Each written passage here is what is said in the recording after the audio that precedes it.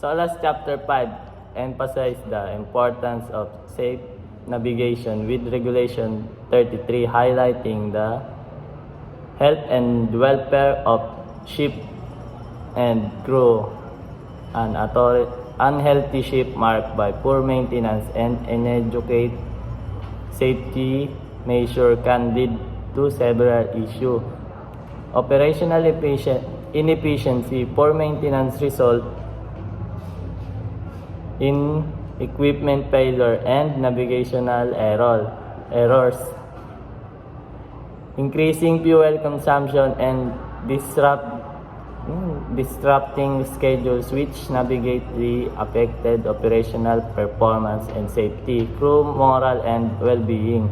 Inadequate living condition can lead to crew fatigue, lower productivity, and higher turnover, diminishing vigilance and effectiveness in emergency to increasing safety risk. Operational and unhealthy ship heightens the risk of accident,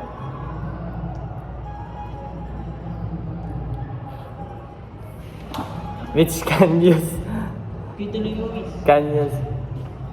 fatalize environmental damage and significant legal and financial repercussions for operators. Reputation damage, trust and reliability are vital in the maritime industry.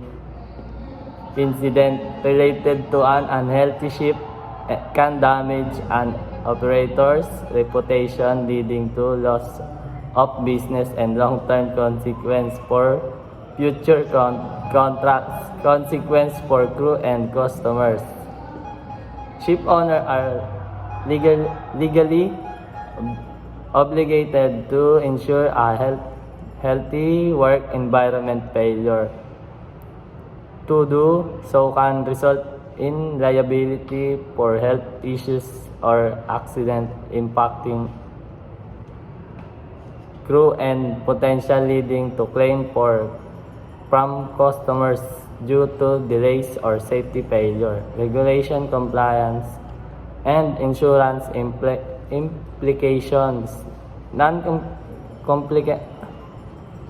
Compliance with SOLAS can lead to inspection penalties and operational challenge, as well as increased insurance costs or difficulties obtaining coverage, affecting overall financial stability. Thank you very much.